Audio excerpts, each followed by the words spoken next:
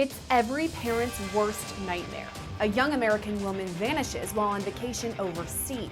Just days later, police arrest a murder suspect, who they say put the woman's body into a suitcase after Googling things like how to dispose of dead bodies. We're taking a closer look at the case of Mackenzie Michalski, everything we know so far about her murder, her alleged killer, and what's next for the case. The story begins on Monday, November 4th, when 31-year-old Mackenzie, who went by the name Kenzie, was last seen. Originally a nurse practitioner from Fredonia, New York, Kenzie was on vacation in Budapest, Hungary. On November 4th, Kenzie was last seen around 10 p.m. local time at a bar in Budapest's Jewish quarter. The following day, her friends realized something was off when she never returned home to her Airbnb. The host later contacted those same friends, saying Kenzie never came by to pick up her stuff, meaning she'd left all her belongings behind. If that wasn't enough, Kenzie also missed a flight she had scheduled for November 5th, planning to continue her vacation in Italy. Her friends say she never even boarded the plane. All right, I know you're multitasking when you're watching our videos, and if you're out and about running errands, listen up, this one's for you. I have to tell you about the free app Upside that gets you cash back on daily essentials. I just went on a road trip and used it every time I pumped gas because it's so easy and free. All you have to do is get the Upside app and claim an offer for whatever you're buying. So you pay as usual and then follow the steps on the app to get paid. To find out how much you could earn, click the link in the description to download Upside, or scan the QR code on the screen and use our promo code LCNews to get an extra 25 cents back on every gallon on your first tank of gas. Concerned family members took to social media in an effort to find her, creating the Facebook group Find Mackenzie Michalski and organizing a GoFundMe campaign. Organizers raised more than $30,000 in their efforts to find her, while at the same time, Hungarian officials were searching for a suspect. After combing through surveillance footage, they identified a 37-year-old Irish man who was seen with Kenzie in multiple nightclubs prior to her disappearance. The breakthrough in the case came 3 days after Kenzie first went missing, when police announced they arrested that suspect near an apartment building. So far, his name has not been publicly released. Now, at first, he told officials that Kenzie's death was an accident, but soon revealed a more chilling confession. This suspect told authorities that after dancing with Kenzie at a nightclub, he took her back to his apartment where they became intimate. He alleged Kenzie then died during this encounter. The suspect told police he tried to cover up the crime by cleaning his apartment, and after that, he says he hid her body in a wardrobe before stuffing it inside a suitcase. The alleged killer then drove 90 miles to Lake Balaton in western Hungary, where he dumped the body. In footage provided by Budapest police, the suspect was seen showing detectives where he'd hidden Kenzie's body. Police later uncovered horrifying internet searches on the suspect's phone, including how to dispose of a body, whether pigs really eat dead bodies, and police procedures in a missing person case. On the evening of November 8th, a Facebook page dedicated to finding Kenzie confirmed the heartbreaking news of her death, writing, "Kenzie will forever be remembered as a beautiful and compassionate young woman who dedicated herself to caring for others and making the world a better place. Her wish for the world: fully embrace the present moment, be your authentic self, practice kindness, and always walk in the light." Kenzie's employer also issued a tribute to her, praising her as a valued caregiver, calling her kind and loving. Before her death, she'd worked as a neurosurgery practitioner. At a candlelight vigil following her death, Kenzie's father said he was still overcome with emotion at his daughter's tragic passing, saying, "There was no reason for this to happen. I'm still trying to wrap my arms around what happened. I don't know that I ever will." So to take a deep dive into this really heartbreaking case, we're sitting down with Raul Manchanda, who's an international law and criminal defense expert. Thank you so much for coming on with us today. My pleasure. Thank you for inviting me.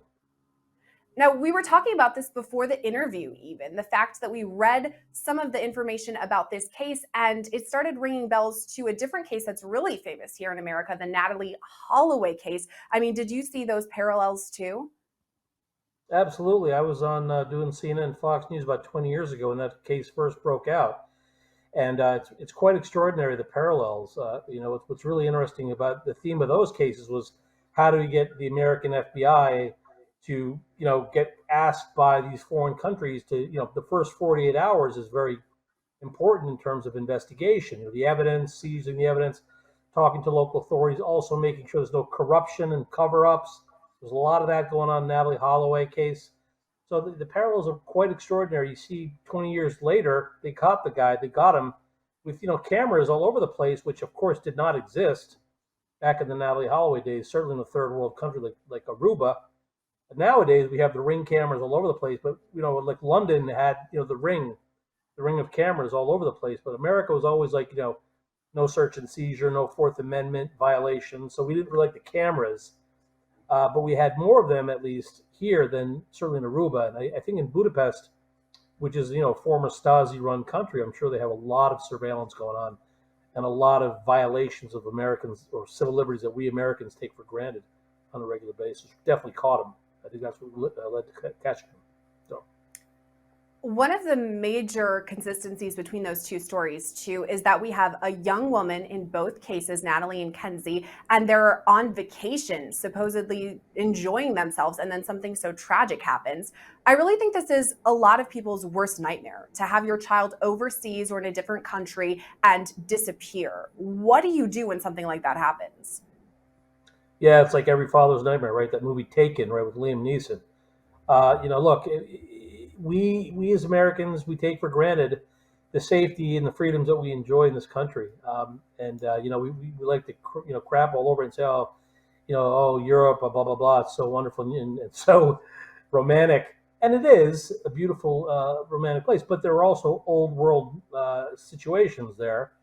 And old world kind of crimes. And, I think that we tend to be a little bit more progressive in the USA, especially with women's rights and equality and things of that nature. I don't think they really, I don't know if they've caught up to the level that we're at here. So I think that, for her to travel alone, I think it was something about her friend also left her there and went to Italy. So she's kind of like traveling all around by herself, which even in America, it's women, it's the buddy system. You go with a couple girls, you know what I mean? Even in New York. So, it was a little bit strange, but you get what you get what you ask for sometimes. I don't want to say, I told you so, but that was not the brightest thing in the world to do. I think, in my opinion, to travel by yourself, even as a man in Europe by yourself, it's very dangerous. So. Yeah, it is really tricky. You pointed out here in America, in big cities, it's best to travel with a group, obviously, but not victim shaming in any way. In this case, it's a tragedy what happened to Kenzie. But the good news is that it was somewhat resolved within a couple of days. She went missing, and then 3 days later, there was an arrest. What do you make of that quick turn in the investigation? Yes, absolutely. Like I said before, Hungary, Budapest has a lot more, I guess, surveillance mechanisms built into the infrastructure of just daily life, not just law enforcement, but we're talking the street corners, the nightclubs, everything's kind of linked together. And I think they caught the guy with surveillance photos, and they managed to trace her to the Jewish Quarter, for example, certain geo-specific locations that I think are an amalgamation and a combination of government, public, and private cameras that are interlinked, sort of like London, in that regard. I think London was the groundbreaker of that. You see it in shows like Spooks, for example, MI5, the British TV show, which is like the American version of like CSI. But culturally speaking, in Europe, and especially these Eastern European countries, they have vestiges of the old Stasi system, the old, wherein there's mass surveillance of the people, and old habits tend to die hard. So if they really want to get you, they'll get you over there. It's not like you can hide in some suburb over there. There, if you go into the major cities, and certainly even if you go into the suburbs, you're under constant surveillance, whether it's biometric surveillance, camera surveillance, credit card, ATM machine surveillance, whatever the case may be. You are under surveillance privately and publicly, as opposed to here, where there are definitely pockets of sort of blackouts, and it's that's sort of the American freedom versus the European emphasis on stability and control, which is former vestiges of their history: communism, Nazism, all those governmental programs, fascism, which found its place in Italy. So there are vestiges of these old, archaic governmental systems wherein mass surveillance and disarming of the people were part and parcel of the daily culture and life there for hundreds of years.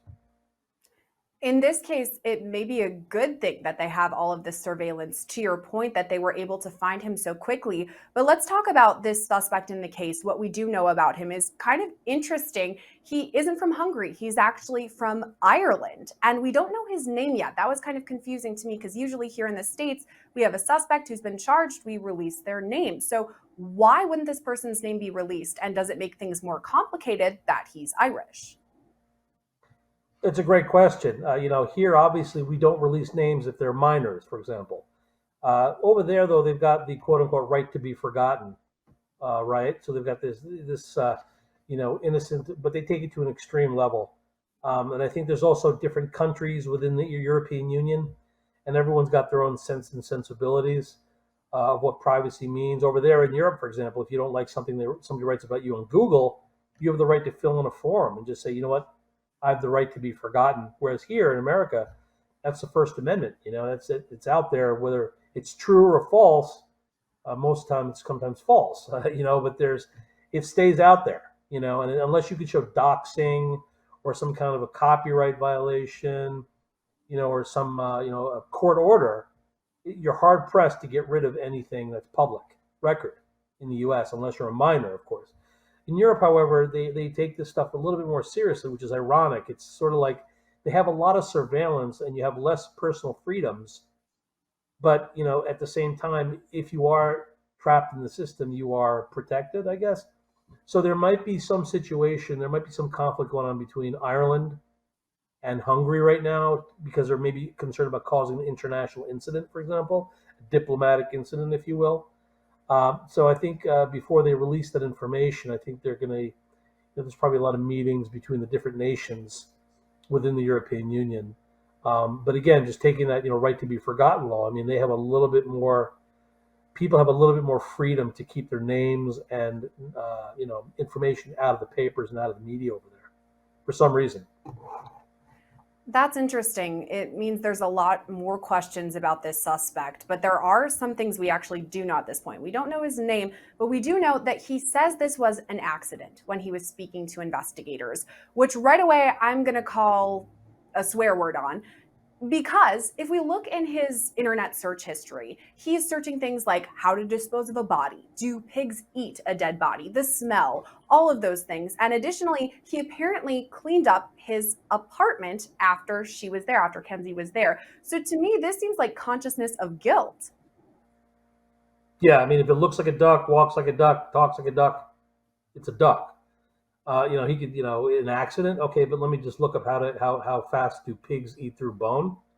I mean, that's insanity. He's looking to dispose of a body. Clearly, luckily we do have that ability to search, through information. But he was clearly, doing research to quote unquote cover up his tracks. I mean, look. I mean, that's just the obvious circumstantial evidence.